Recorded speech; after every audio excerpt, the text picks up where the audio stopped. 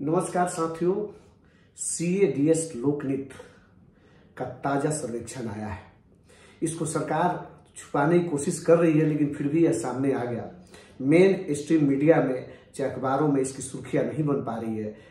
The Hindu ने इस पर विस्तृत रिपोर्ट कल किया था, साउथ का जो अखबार है हिंदी का। और छोटे छोटे यूट्यूबर जो है और यूट्यूब पे अलग अलग माध्यमों से इस पर चर्चा जिक्र जरूर हो रहा है, लेकिन मेन स्ट्रीम मीडिया से गायब है।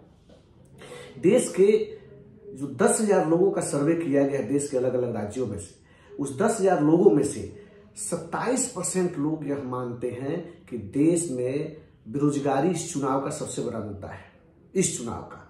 और लगभग 25% लोग यह मानते हैं कि महंगाई इस चुनाव का सबसे बड़ा मुद्दा है।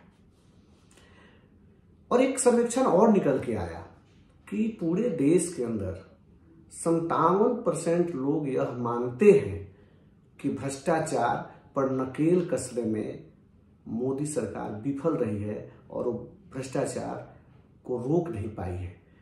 जो 2019 में मात्र 34% लोग मानते थे कि भ्रष्टाचार पे मोदी सरकार ने 34% लोग मानते थे कि नकेल मतलब नहीं लगा पाई है, आज वो आंकड़ा बढ़ के 57% हो गया। अभी बातें मैं इसलिए कह रहा हूं, चुनावी जो मुद्दा होना चाहिए उस पर कहीं चर्चा नहीं है, कोई बात नहीं कर पा रहा है। और देश का मिजाज कुछ और है, देश के जनता की समस्याएं कुछ और है, और वह चुनावी मुद्दों से धीरे धीरे बिल्कुल गायब होता जा रहा है।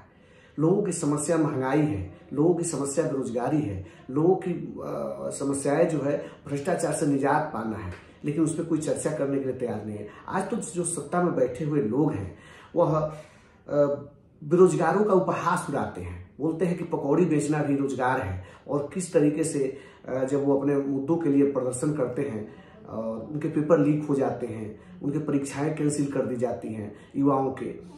और महंगाई पे आप देख ही रहे कि किस तरीके से पेट्रोल हो, डीजल हो, सारी देश की जितनी भी खाद्य वस्तुएं हो, जैसे दाल हो, तेल हो, सारी चीजों का दाम बढ़ गया, किराया बढ़ गया। लेकिन महंगाई से निजात दिलाने के लिए सरकार ने कोई काम किया नहीं। जो घरेलू गैस लगभग 400 रुपए के मिलते थे आज से 10 साल पहले, आज 1200 कर दिया गया। बेशक चुनाव के समय में 200-250 रुपया की सहूलियत दी गई है।